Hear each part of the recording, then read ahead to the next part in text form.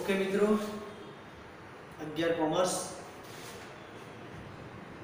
અને કોમર્સ એટલે એનો મેઇન સબ્જેક્ટ અકાઉન્ટ મીન્સ કે નામાના મૂળ તત્વો કોમર્સની સાથે જોડાયેલું છે। અકાઉન્ટ એટલે કોમર્સનો સૌથી મહત્વનો સબ્જેક્ટ એ અકાઉન્ટ નામાના મૂળ તત્વોની આજે આપણે વાત કરીશું। હવે નામું એટલે કે હિસાબ અને હિસાબો કોને કહેવાય? આમ તો આપણે બધા જાણીએ છીએ કે દરેક વ્યક્તિએ પોતે પોતાની લાઈફમાં એ લેવડ દેવડ અંગે જે નાની સરખી ડાયરીમાં કે ગમે તેમાં કશું નોંધ કરતી હોય છે, આ એના માટે હિસાબ હોય છે। એટલે આવી જે નોંધ રાખવી લેવડ દેવડની અથવા ઉપજ અને ખર્ચ અંગેની જે નોંધ રાખવી એને હિસાબો કહી શકાય સામાન્ય રીતે જોઈએ તો, બરાબર? એટલે આ એકદમ બિલકુલ આપણે જે અર્થમાં સમજીએ છીએ એ જ અર્થ એ આપણને અહીંયા આપેલો છે કે ભાઈ આવક જાવકની નોંધ રાખવી, લેવડ દેવડની નોંધ રાખવી, ઉપજ ખર્ચની નોંધ રાખવી, આને હિસાબો કહી શકાય। વાત કરીએ હિસાબી પદ્ધતિની, તો હિસાબી પદ્ધતિ કોને કહેવાય? તો સામાન્ય રીતે કેવું હોય કે ભાઈ હિસાબો રાખવાની જે વ્યવસ્થા કે પદ્ધતિ છે એને હિસાબી પદ્ધતિ કહેવાય, બરાબર? હિસાબો રાખવાની કોઈ ચોક્કસ સિસ્ટમ હોય છે, કોઈ ચોક્કસ વ્યવસ્થા હોય છે, અને એ જે વ્યવસ્થા કે જે પદ્ધતિ છે એને આપણે શું નામ આપીશું? હિસાબી પદ્ધતિ। હિસાબી પદ્ધતિને નામા પદ્ધતિ તરીકે પણ ઓળખવામાં આવે છે। એટલે નામા પદ્ધતિ બોલો અથવા હિસાબી પદ્ધતિ બોલો, બંને એક જ છે, બંનેનો મિનિંગ એક જ થાય છે। એટલે અહીંયા આપણે એ નામા પદ્ધતિ નહીં પણ હિસાબી પદ્ધતિ શબ્દ વાપરેલો હશે। એટલે હિસાબો રાખવાની જે પદ્ધતિ છે, હિસાબો રાખવાની જે વ્યવસ્થા છે એને શું કહેવાય? હિસાબી પદ્ધતિ। હવે મિત્રો, આ જે બધી બાબતો છે હિસાબી પદ્ધતિની વાત કરીએ તો એ કંઈ એકાએક અસ્તિત્વમાં આવેલી એ બાબત નથી, એને પોતાનો પણ એક ઇતિહાસ, એટલે કે વર્ષોથી ચાલ્યું આવતું હિસાબો લખવાની જે સિસ્ટમો પદ્ધતિઓ એ જેમ જેમ સમય બદલાતો ગયો તેમ તેમ એના સ્વરૂપમાં ફેરફાર કે પરિવર્તન આવતું ગયું, અને અત્યારે જે લેટેસ્ટ આધુનિક પદ્ધતિ છે હિસાબો લખવાની, ભારતમાં પણ ભવિષ્યમાં એ હિસાબો લખવામાં આવતું હતું। આવો ઉલ્લેખ એ ઇતિહાસકારોએ એ જે નામ તમે જાણો છો, ચાણક્ય, અને એનો પુસ્તક જે અર્થશાસ્ત્ર, તો ચાણક્યના અર્થશાસ્ત્રમાં એ ભારતમાં હિસાબો લખવામાં આવતા હતા એનો ઉલ્લેખ કરેલો છે। એ જ રીતે જે યુરોપીય દેશો છે ત્યાં પણ નામું લખવામાં આવતું હતું, અને એનો ઉલ્લેખ એ ઇટાલીના પાદરી લ્યુકા પેસિઓલીના પુસ્તક પ્રોફિટેબલ ટ્રીટાઇસ નામનું જે ગણિત શાખાનું જે પુસ્તક છે એમાં કરેલો છે। તો આ રીતના જે લ્યુકા પેસિઓલી કોના હતા? ઇટાલીના પાદરી।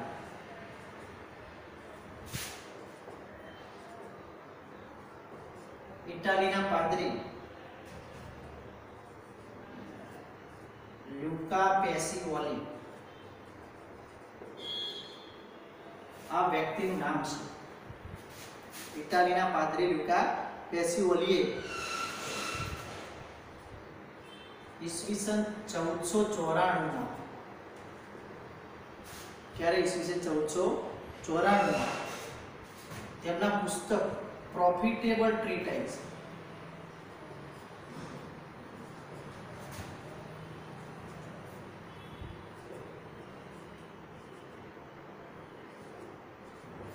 નામના પુસ્તકમાં, પ્રોફિટેબલ ટ્રીટાઇસ નામના પુસ્તકમાં, જે ગણિતશાસ્ત્રનું પુસ્તક છે, ગણિત શાખાનું, અને એ ગણિત શાખાના પુસ્તક પ્રોફિટેબલ ટ્રીટાઇઝ નામના પુસ્તકમાં એમણે એ આ નામા પદ્ધતિનો ઉલ્લેખ કરેલો છે. અને એ નામા પદ્ધતિ એટલે કઈ? તો દ્વિનોંધી નામા પદ્ધતિ. કઈ? દ્વિનોંધી નામા પદ્ધતિ. એટલે અત્યારે આ જે આધુનિક પદ્ધતિની મેં તમને વાત કરી એ પદ્ધતિ છે એટલે દ્વિનોંધી નામા પદ્ધતિ. આપણે પણ જે અભ્યાસ કરવાનો છે એ કઈ હિસાબી પદ્ધતિ છે? દ્વિનોંધી નામા પદ્ધતિ. આ દ્વિનોંધી નામા પદ્ધતિનો ઉલ્લેખ એ કોણે કરેલો છે? તો ઇટાલી દેશના જે પાદરી, એમનું નામ હતું લ્યુકા પેસિઓલી. કયા સમયે કર્યો? તો ઈસવીસન 1494 ની વાત છે. અને કયા પુસ્તકમાંથી આ ઉલ્લેખ મળી આવે છે? તો પ્રોફિટેબલ ટ્રીટાઇઝ નામનું જે ગણિત શાખાનું પુસ્તક હતું એમાં આપણને આના અંશો મળે છે. એટલે શેખ આદિકાળથી હિસાબો લખવાનું ચાલુ છે એવા પુરાવા એ આપણને મળેલા છે. બરાબર મિત્રો? એટલે દ્વિનોંધી નામા પદ્ધતિ કોણે વિકસાવેલી છે આપણને ખ્યાલ આવે. લ્યુકા પેસિઓલી કોના હતા? ઇટાલીના પાદરી. પાદરી એટલે આપણે અહીંયા જેમ સાધુ હોય, બરાબર ને? તો ઇટાલીના પાદરી હતા. પાદરી એમની અટક છે, સાધુ છે. અને એ ક્યારે? ઈસવીસન 1494. કયા પુસ્તકમાં? પ્રોફિટેબલ ટ્રીટાઇઝ નામનું પુસ્તક છે એમાં દ્વિનોંધી નામા પદ્ધતિનો ઉલ્લેખ કરેલો છે. ઓકે? એટલે ઇતિહાસ જે છે એનો બહુ જૂનો પુરાણો છે જે આપણે જોઈ લીધો. હવે આપણને પ્રશ્ન થાય કે ભાઈ હિસાબી પદ્ધતિ કહેવાય કોને? બરાબર ને? હિસાબી પદ્ધતિ વારંવાર શબ્દ પ્રયોગ કર્યો છું. હિસાબી પદ્ધતિનો આપણે અભ્યાસ કરવાનો છે. બરાબર? જે નામું તમારે શીખવાનું છે, અકાઉન્ટ શીખવાનું છે, એની વાત કરું છું. તો અકાઉન્ટ નામું કે હિસાબી પદ્ધતિ કહેવાય કોને? તો કેવું હોય તો કહી શકાય કે ભાઈ જે ધંધાકીય વ્યવહારો છે એને હિસાબી ચોપડે નોંધવાની કળા અને વિજ્ઞાન એટલે નામ. બરાબર? નામું એટલે શું? તો ધંધાકીય વ્યવહારોને હિસાબી ચોપડે નોંધવાની કળા અને વિજ્ઞાન એટલે નામ. આ સરળ અને સમજી શકાય એવી ભાષામાં એ હિસાબી પદ્ધતિ અથવા નામાનો અર્થ છે મિત્રો. બરાબર? શું કહે છે? ધંધાકીય વ્યવહારો. કેવા વ્યવહારો? તો જે ધંધાના હોય પોતાના એવા જે વ્યવહારો છે એનો મિનિંગ આપણે જોઈએ છીએ હમણાં નેક્સ્ટ ટાઈમ. તો ધંધાકીય વ્યવહારો ને હિસાબી ચોપડે. હિસાબી ચોપડે એટલે કયો ચોપડો? કે જે ચોપડામાં તમે નોંધ કરતા હોય કે હિસાબો રાખતા હોય કે હિસાબો લખતા હોય એવો જે ચોપડો છે એને આપણે કયો ચોપડો કહીશું? હિસાબી ચોપડો. નોંધવાના. નોંધવું એટલે શું? તો લખવું. બરાબર ને? ઓકે? નોંધ રાખવી એમાં લખવાના. એ ચોપડામાં લખવાના છે, એ ચોપડામાં નોંધવાના છે. એટલે કે હિસાબી વ્યવહારોને શું કરવા? તો હિસાબી ચોપડામાં નોંધવા કે લખવા કે રાખવા. એટલે નોંધવાની એટલે લખવા. કળા અને વિજ્ઞાન. નામું મિત્રો એ એક પ્રકારની કળા અથવા તો આવડત છે. કળાને આવડત કહેવાય. કે નામું લખવા માટેની તમારી પાસે એ ચોક્કસ પ્રકારની આવડત પણ હોવી જોઈએ અને એને કળા કહેવાય છે. માત્ર નિયમો કે સિદ્ધાંતો નામાના આપણને આવડી ગયા એટલે આપણે નામું સારું લખી શકીએ એવું ના કહી શકાય. સારું, આકર્ષક, બીજાને ગમે એવું લખાણ, બરાબર ને? એ લખવું હોય તો તમારી પાસે શું હોવી જોઈએ? કળા હોવી જોઈએ. નામું રાખવું, નામું લખવું, એ નામું લખવાની તમારી પાસે કળા હોય તો તમે સારી રીતે નામું લખી શકો છો. અને સાથે સાથે શું છે? વિજ્ઞાન. વિજ્ઞાન એ ચોક્કસ નિયમો અને સિદ્ધાંતો ઉપર રચાયેલું છે. બરાબર ને? જો અને તો જ હોય વિજ્ઞાનમાં. તો એ જ પ્રમાણે અહીંયા જે અકાઉન્ટ છે આપણું નામું છે એમના પણ કોઈ પોતાના પર્સનલ એ નિયમો અને સિદ્ધાંતો છે. અને એ નિયમો અને સિદ્ધાંતોને આપણે ફોલો કરીએ છીએ એટલે આપણે સાચું નામું લખી શકીએ છીએ. તો આને એ નામું કહી શકાય છે અથવા તો હિસાબી પદ્ધતિ કહેવાય છે. આ સરળ શબ્દોમાં આપણે જોયું. ઓકે મિત્રો? તો ફરી પાછું એક વખત જોઈ લઈએ કે ભાઈ હિસાબી પદ્ધતિ અથવા નામું એટલે શું? ધંધાકીય વ્યવહારોને હિસાબી ચોપડે નોંધવાની કળા અને વિજ્ઞાન એટલે નામ. બરાબર, ખ્યાલ આવી જાય એવું જ છે. હજુ આનાથી પણ આપણે આગળ વધીએ છીએ કે ભાઈ હિસાબી પદ્ધતિ અથવા તો નામો કોને કહેવાય. આપણને અમેરિકાની એક સંસ્થાએ એ વ્યાખ્યા આપેલી છે, એની વાત કરીશું. એનું નામ છે AICPA. એનું ફૂલ ફોર્મ જોઈ લઈશું. American institute of certified public accounts. ફરી પાછું રિપીટ કરીએ. American institute of certified public accounts નામની સંસ્થાએ એ હિસાબી પદ્ધતિની આપણને વ્યાખ્યા આપેલી છે કે ભાઈ હિસાબી પદ્ધતિ રિયલમાં કહેવાય કોને. બરાબર, તો જોઈ લઈએ કોને કહેવાય. ચલો, તો હિસાબી પદ્ધતિ એટલે શું, તો અહીં હું લખું છું એટલે તમને થોડો ખ્યાલ પણ આવે કે ભાઈ ધંધાકીય વ્યવહારો કે બનાવો, ધંધાકીય વ્યવહારો કે બનાવો જે નાણાકીય લક્ષણ ધરાવતા હોય તેમને નોંધવાની, વર્ગીકરણ કરવાની, તેના તારણો કાઢી અને તેના પરિણામોનું અર્થઘટન કરવાની પ્રક્રિયા એટલે નામું કહેવાય છે. બરાબર, જોઈ લઈએ. ધંધાકીય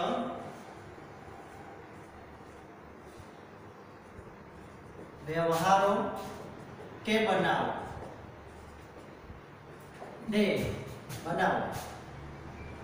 કે જે નાણાકીય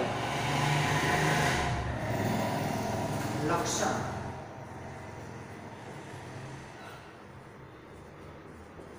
ધરાવતા હોય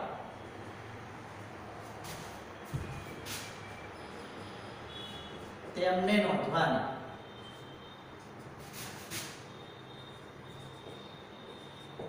વર્ગીકરણ કરવાની,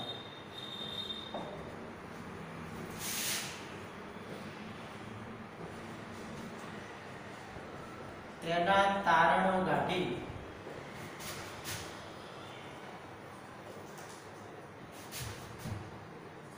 પરિણામોનું અર્થઘટન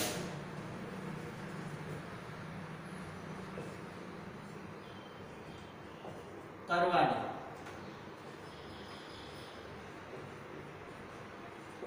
પ્રક્રિયા એટલે નામ. ઓકે મિત્રો, એટલે નામો કે હિસાબી પદ્ધતિ કોને કહેવાય, તો હિસાબી પદ્ધતિ એક આખી પ્રોસેસ, પ્રક્રિયા છે. શું કરવાનું છે પ્રક્રિયામાં, શું શું આપણે કરીશું, બરાબર ને, કયા કયા કાર્યો કરવાના રહેશે. તો ધંધાકીય વ્યવહારો કે બનાવો, ધંધાકીય એકમના જે કંઈ પણ વ્યવહારો થતા હોય એ વ્યવહારો કે બનાવો, બંને શબ્દોનો પર્યાય, એનો અર્થ નેક્સ્ટ મેં તમને કહ્યું પ્રમાણે આપણે જોઈએ છીએ. તો આ બે બાબતો કે જે ધંધાકીય એકમના વ્યવહારો છે અથવા એના બનાવો છે, જે કેવા હશે કે જે નાણાકીય લક્ષણ ધરાવતા. શું ધરાવતા હોય? નાણાકીય લક્ષણ. અને નાણાકીય લક્ષણ ધરાવવું એટલે મિત્રો શું, તો ધંધાનો એવો વ્યવહાર કે જેનું તમે નાણાકીય મૂલ્ય નક્કી કરી શકો છો, એને નાણાના એકમો માપી શકાય. મીન્સ કે એક્ઝામ્પલ તમને આપું તો વધારે ખ્યાલ આવે કે ભાઈ ₹5000ના માલની ખરીદી કરી, આવો એક વ્યવહાર છે અને ધંધાકીય વ્યવહાર. હવે તમે જોઈ શકો છો કે ભાઈ કેટલા રૂપિયાનો માલ ખરીદ્યો, તો કે ₹5000. તો ₹5000 એ આ વ્યવહારનું નાણાકીય લક્ષણ થયું કહેવાય, કારણ કે આ વ્યવહારનું નાણાકીય મૂલ્ય કેટલું, તો કે 5000. બરાબર, એટલે કોઈ પણ વ્યવહારનું નાણાકીય મૂલ્ય એને કહેવાય છે એનું નાણાકીય લક્ષણ. ઓકે, એટલે એવા વ્યવહારો કે જે શું કરતા હોય, નાણાકીય લક્ષણ ધરાવતા હોય. અને એ કે જે નાણાકીય લક્ષણ ધરાવે છે એવા વ્યવહારોને આપણે શું કરવાના છે, તો હિસાબી ચોપડામાં નોંધવાના છે, લખવાના છે. એટલે નોંધવાની, વર્ગીકરણ કરવાની, વ્યવહારોના પ્રકાર પ્રમાણે આપણે વ્યવહારના અલગ અલગ વિભાગમાં વહેંચવાના છે, જેને આપણે શું કહીશું, વર્ગીકરણ કહેવાય. બરાબર, વર્ગીકરણ, તેના તારણો કાઢી પરિણામોનું અર્થઘટન કરવાનું. અને આ લખાયેલા જે વ્યવહારો છે, બરાબર ને, એના ચોક્કસ તારણો કાઢવામાં આવે છે. ખરીદી, વેચાણ, બરાબર, આવા તારણો કાઢીશું અને ત્યાર પછી વર્ષના અંતે એના જે પરિણામ હોય એ પરિણામો આપણને નફા કે નુકસાન સ્વરૂપે મળે છે. આ પરિણામોનું શું કરવું પડે છે? અર્થઘટન કરવું પડે છે. મતલબ કે પરિણામ સારું આવ્યું કે કેવું આવ્યું, ઓછું આવ્યું કે વધુ આવ્યું કે મધ્યમ આવ્યું, આને કહેવાય છે પરિણામોનું અર્થઘટન. એટલે નફો નુકસાન, નફો થયો પણ સારો થયો કે કેમ, એટલે નફો થયો એ પરિણામ કહેવાય, પણ સારો થયો, ઓછો થયો, વધુ થયો, મધ્યમ સ્તરનો છે, આ જે નામ આપી શકે એને શું કહેવાય છે? અર્થઘટન કહેવાય છે. ઓકે, તો આ જે આખી પ્રક્રિયા છે એને આપણે શું કહીએ છીએ? નામું કહીએ છીએ. બરાબર મિત્રો, અથવા હિસાબી પદ્ધતિ. તો તમે જુઓ કે ભાઈ અહીંયા હિસાબી પદ્ધતિ એટલે શું? તો હિસાબી પદ્ધતિમાં માત્ર કોઈ એક કાર્ય કરવાનું નથી, બરાબર ને, કાર્યોની આખી હારમાળા છે. કયા કયા કાર્યો કરવાના છે, કઈ કઈ પ્રોસેસ કરવાની છે, કઈ કઈ પ્રક્રિયા કરવાની છે. તો કે ભાઈ તમારે નામું લખવું હોય કે હિસાબી પદ્ધતિ કેવી હોય તો હિસાબી પદ્ધતિ કોને કહેવાય, બરાબર ને? તો ભાઈ ધંધાકીય વ્યવહારો કે બનાવો, કેવા વ્યવહારો કે બનાવો કે જે નાણાકીય લક્ષણ ધરાવતા હોય. એ નાણાકીય લક્ષણ ધરાવતા વ્યવહારો કે બનાવોને તમારે શું કરવાનું છે? કઈ કઈ પ્રોસેસ એના પર કરશો? તો એને નોંધીશું, એનું વર્ગીકરણ કરીશું, એના તારણો કાઢીશું, એના પરિણામો મેળવીશું અને પરિણામો પછી શું કરીશું? અર્થઘટન કરીશું. તો આટલી પ્રોસેસ કરવાની જે પ્રક્રિયા છે એને આપણે શું કહીશું? હિસાબી પદ્ધતિ. ઓકે, તો મિત્રો આપણને એકદમ સ્ટાન્ડર્ડ જે નામા પદ્ધતિની વ્યાખ્યા આપેલી છે, બરાબર ને, AICPA એ આ વ્યાખ્યા છે. આને આપણે સમજવાનો પ્રયત્ન કરીશું. બરાબર, માત્ર કઈ કઈ પ્રોસેસ કરવાની છે એ તમે યાદ રાખો એટલે તમને તરત ખ્યાલ આવી જાય કે ભાઈ આ 5 વેની પ્રોસેસ કરવાની છે. બરાબર, નોંધવું, વર્ગીકરણ કરવું, તારણો કાઢવા અને પરિણામો શું કરવું? અર્થઘટન. બરાબર, આ પ્રોસેસ કરવી એને કહેવાય છે નાણાં હિસાબી પદ્ધતિ. શું કહીશું? હિસાબી પદ્ધતિ. ઓકે, તો ખ્યાલ આવી જશે? યસ. અને આપણને આપેલી પણ છે અંદર, આપણે એને લખીશું. બરાબર, તમારે લખવાની પણ રહેશે અને તૈયાર કરવાની પણ રહેશે. ચાલો, યસ. હવે આગળ વધીએ છીએ અને અકાઉન્ટ આપણો મેઇન સબ્જેક્ટ છે મિત્રો. હવે અકાઉન્ટ એ એક પ્રકારનો દરિયો છે જેમાં આપણે ભૂસકો માર્યો છે ત્યારે શરૂઆતમાં ઘણી બધી તકલીફ રહે, પણ પછી જ્યારે આપણને જેમ કે ભૂસકો માર્યા પછી તરતા આવડતું એટલે તરવાનો પ્રયત્ન કરીએ તો ધીમે ધીમે એ આપણે એ કાંઠા સુધી પણ પહોંચી શકીએ છીએ. તો અહીંયા પણ એવું જ છે કે હાલ તમારા માટે એકદમ સબ્જેક્ટ નવો હશે, એટલે જેટલું હું બોલીશ એ તમારા માટે નવું હશે, નવાઈ પ્રમાણે એવું હશે. બરાબર ને? આપણે ધીમે એનાથી આ વિષય સાથે શું કરીશું? તો પરિચય કેળવીશું. ઓકે, તો હવે એ વસ્તુ સમજ, કોઈ પણ વિષય છે એ વિષયની પોતાની પરિભાષા હોય છે અને એ પરિભાષા જો તમે સમજો તો તમે વિષય સારી રીતે સમજી શકો છો, વિષયને તમે પચાવી શકો છો. ઓકે, તો અહીંયા કે ભાઈ એક્ઝામ્પલ તમને આપું કે પરિભાષા કોને કહેવાય, બરાબર ને, એની વાત કરીએ. ધારો કે તમે જુઓ કે આપણા શરીરમાં એ આપણી નસોમાં વહેતું લોહી, ગુજરાતીમાં આપણે એના લોહી શબ્દ એવો કહીએ છીએ. બરાબર, આ લોહીને ઇંગ્લિશમાં મારે બોલવું હોય તો શું બોલે? તો શું કહેશો? બ્લડ કહેશો. ઓકે, આ બ્લડને એ મારે વિજ્ઞાનની ભાષામાં કહેવું હોય તો વિજ્ઞાન ભણીને આવ્યા છે. બરાબર, તો વિજ્ઞાન અને ટેકનોલોજી, તો વિજ્ઞાનમાં તમે શું શબ્દ પ્રયોગ કરતા હતા? બરાબર, ત્યાં મારે લોહી ના કહેવાય. વિજ્ઞાન જ્યારે હું ભણતો હોય ત્યારે મારા મોઢામાંથી લોહી શબ્દ ના નીકળે. બરાબર ને? ઓકે, તો ત્યારે મારે એના માટે કયો શબ્દ વાપરવો પડે? તો રક્ત અથવા રુધિર, આ શબ્દ હશે. હવે આના શબ્દને એ મારે હિન્દીમાં બોલવું હોય તો શું બોલાય? યાદ છે? ખૂન બોલાય. હવે તમે જુઓ, ખૂન શબ્દ ગુજરાતીમાં બોલવો હોય તો કેટલો બધો ઘાતક છે. બરાબર, ઓકે, કોઈને ભૂલાઈ ગયો એટલે ખૂન કર્યું કહેવાય.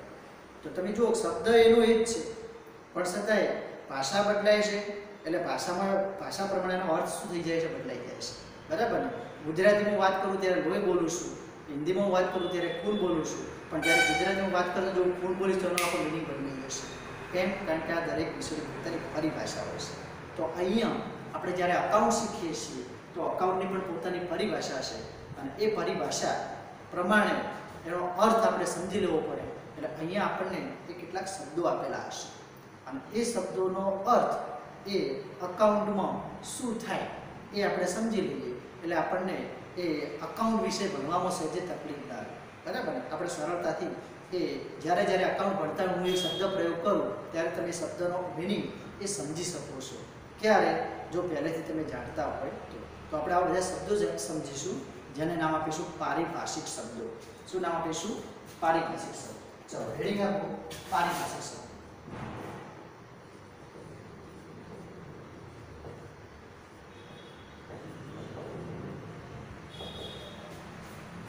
બરાબર? પારિભાષિક શબ્દો એવું નામ આપીશું. ચલો હવે પહેલો જ શબ્દ છે, મેં તમને હમણાં આગળ જ કહ્યું કે જ્યારે આપણે એમની જે વ્યાખ્યા શીખતા હતા ત્યારે કહ્યું કે નેક્સ્ટ ટાઈમ તમને સમજાવું છું. તો એ શબ્દ હતો ધંધાકીય વ્યવહાર. કયો શબ્દ હતો?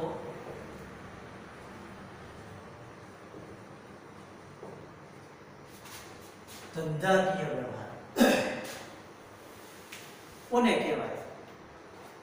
હવે વ્યવહાર એટલે આપણે જોઈ રહ્યા છીએ કે સામાજિક વ્યવહારો હોય છે. કોઈના લગ્નમાં જઈએ છીએ, બરાબર? લગ્ન પ્રસંગ હોય કે એ રીતના કોઈને કે ભાઈ મને મારા મામાએ એ 100 રૂપિયા હાથમાં આપ્યા, બરાબર? ઓકે, કોઈને આપણે ગિફ્ટ આપીએ છીએ. તો આ બધું જે છે શું છે? સામાજિક વ્યવહારો છે. એ સામાજિક વ્યવહારો છે, સમાજ પૂરતા. તો એ રીતના ધંધાના પણ પોતાના વ્યવહારો હશે, બરાબર?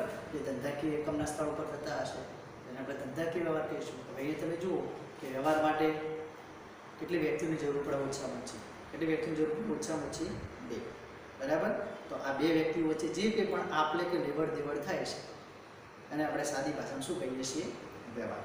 બરાબર? ઓકે, બિલકુલ એવું જ છે. પણ થોડુંક અહીંયા હવે કોમર્સની ભાષામાં આપણે એડવાન્સ થવાનું છે, આગળ વધવાનું છે, બરાબર? લેવડ દેવડ તો કરી કોની વચ્ચેની? 2 કે 2 થી વધુ વ્યક્તિઓ વચ્ચેની, બરાબર? 2 કે 2 થી વધુ વ્યક્તિઓ વચ્ચે શાની? તો વસ્તુ કે સેવા. શાની? વસ્તુ કે સેવાની. કઈ રીતે? તો રોકડેથી કે ઉધાર જે આપલે થાય છે એને આપણે શું કહીએ છીએ? ધંધાકીય વ્યવહાર કહીએ છીએ. ઓકે, લખું છું અહીંયા. ચલો, ઓકે, ધંધાકીય વ્યવહાર એટલે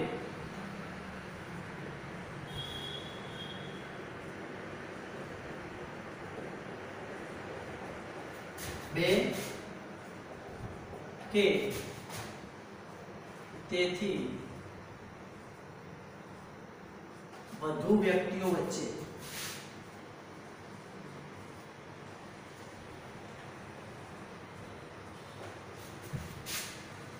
વસ્તુ કે સેવાની રોકડેથી કે ઉધાર. ઉધાર એટલે બીજો શબ્દ એના માટે વાપર્યો છે શાક. શાક લેવડ દેવડ વિનિમય આપલે ગમે તે શબ્દ પ્રયોગ તમે કરી શકો છો. આને ધંધાકીય વ્યવહાર કહેવાય મિત્રો. બરાબર? જોઈ લઈએ શું કહેવા માંગે છે. ધંધાકીય વ્યવહાર એટલે 2 કે તેથી વધુ વ્યક્તિઓ વચ્ચે વસ્તુની જગ્યાએ ઘણી વખત માલ પણ શબ્દ વાપરેલો હશે. વસ્તુ કે સેવાની રોકડેથી કે ઉધાર અથવા શાક શબ્દ હશે.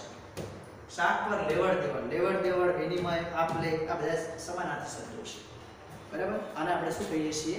વ્યવહાર કહીએ છીએ. તો ઓછામાં ઓછી 2 વ્યક્તિઓ અથવા 2 થી વધુ વ્યક્તિઓ હોવી જોઈએ. આ 2 કે 2 થી વધુ વ્યક્તિઓ વચ્ચે શાની લેવડ દેવડ થાય છે? ભાઈ વસ્તુ અથવા સેવા, બરાબર? ઓકે, ધારો કે બુક સ્ટોરમાં જઈએ તો બુક સ્ટોર વાળા પાસેથી આપણે ખરીદી કરીએ એટલે એ ચોપડો કે પુસ્તક કે ગમે તે કશું ચોપડી આપણને આપશે તો આ વસ્તુ કહેવાય, બરાબર? એટલે એ વસ્તુની લેવડ દેવડ થઈ કહેવાય. પણ ઘણી જગ્યાએ સેવાની પણ લેવડ દેવડ થતી હોય છે. હવે સેવા કોને કહેવી? તો સેવા શબ્દથી જ આપણે મતલબ કે પરિચિત છીએ. સેવા એટલે મફત મળતી હોય, બરાબર ને? આપણા મગજમાં અવાજ હશે. તો અહીંયા કોમર્સમાં છીએ એટલે મફતની વાત ભૂલી જવાની, બરાબર ને? અહીંયા મફતમાં કશું મળતું નથી. ઓકે, બરાબર ને? કોમર્સ એટલે નાણાં, અને અહીંયા નાણાંની જ વાત થતી હોય. તો મિત્રો, એ સેવાનો મતલબ મફત નથી, પણ એ ભૌતિક સ્વરૂપે હોતી નથી, એટલે આપણને સેવા શબ્દ નામ આપ્યું છે. સેવા પણ ખરીદવી પડે છે, બરાબર? સેવા પણ પૂરી પાડવામાં આવે છે. જેમ કે તમે ડૉક્ટર પાસે જાઓ, ડૉક્ટર પાસે જઈને તમે પહેલાં તો કેસ કઢાવો છો, કેસની ફી ચૂકવો છો.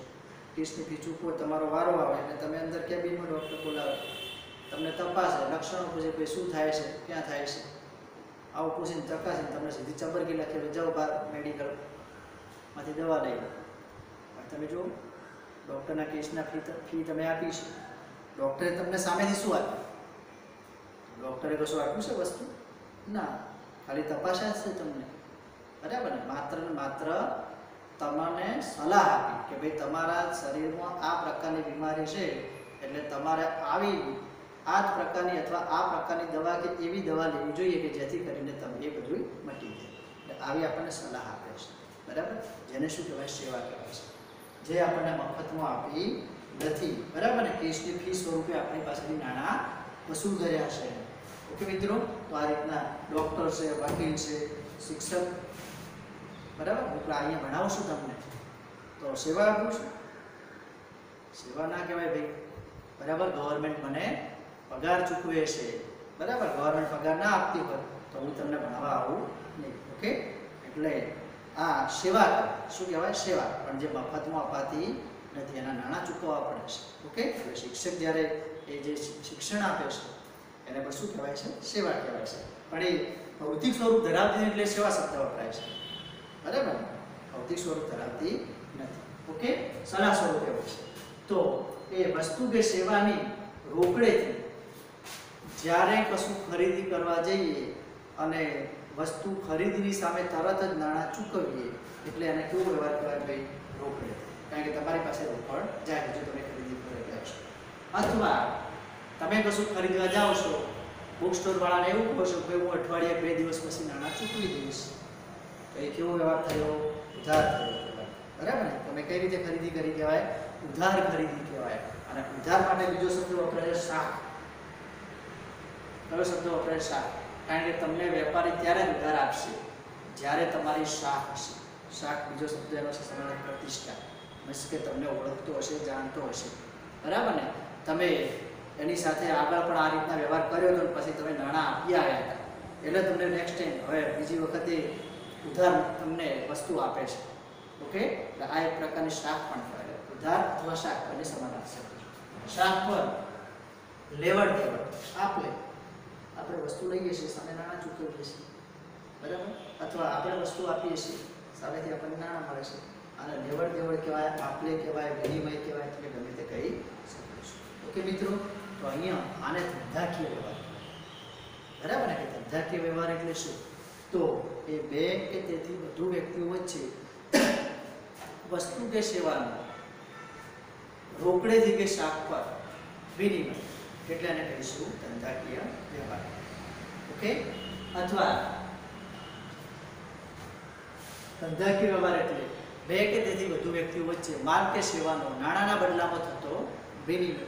એવો શબ્દ પણ વાપરી શકાય. કોના બદલામાં? નાણાંના બદલામાં.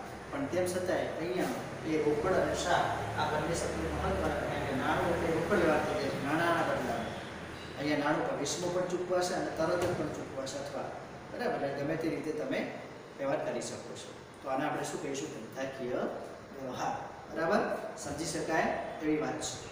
ચાલો આગળ લઈ જઈશું. બીજો શબ્દ છે બનાવ. કયો શબ્દ છે ભાઈ? બનાવ.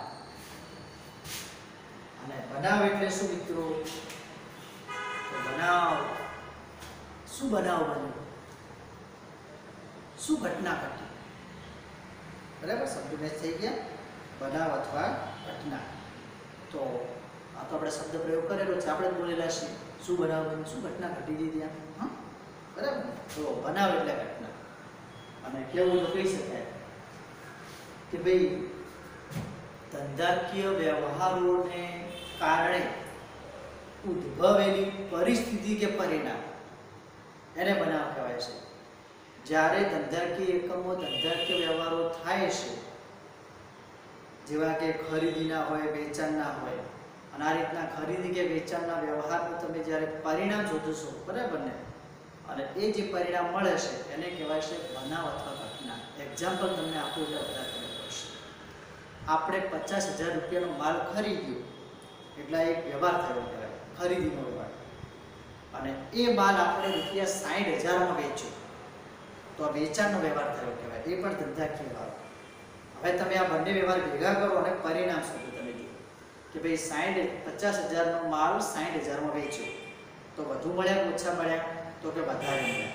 કેટલા વધુ મળ્યા? તો 50 ના 60 થયા એટલે 10,000 વધુ મળ્યા. તો આ 10,000 રૂપિયા એ વ્યવહારનું શું કહેવાય? પરિણામ. એટલે એને કહેવાય છે બનાવ. શું કહીશું? ઓકે. ધંધાકીય વ્યવહારોને કારણે ઉદ્ભવેલી પરિસ્થિતિ કે પરિણામને આપણે શું કહીએ છીએ? બનાવ કહીએ છીએ. વ્યવહાર એ કૃત્ય છે અને બનાવ એ પરિણામ છે. શું છે? પરિણામ છે. ઓકે મિત્રો, તો ખ્યાલ આવી જાય એવું છે. ધંધાકીય વ્યવહારોને કારણે ઉદ્ભવેલી પરિસ્થિતિ કે પરિણામને શું કહીશું? બનાવ કહીશું અથવા ઘટના કહીશું. ક્લિયર? ઓકે, ચલો તો સમજી લીધું હશે. હવે વાત કરીએ છીએ આગળ નવો શબ્દ, બરાબર ને? મૂડી. સાની વાત કરીશું? મૂડી. નેક્સ્ટ ટાઈમ જોઈએ છીએ, બરાબર? ઓકે, આ બે શબ્દો અત્યારે આ પૂરતા છે. બાકી મૂડી, ઉપાડ, આ બે શબ્દો આપણે નેક્સ્ટ ટાઈમ જોઈશું, બરાબર? તમારે એ મેં જે શબ્દો ભણાયા છે, બરાબર, એ શબ્દોનો મિનિંગ એ ચોપડામાં લખી રાખવાનો છે, બરાબર? જ્યારે આવશો ત્યારે હું પૂછીશ, તમારે લખી લેવાનો રહેશે ચોપડામાં. આપણો ચોપડો અકાઉન્ટનો અલગથી બનાવવાનો રહેશે. ઓકે.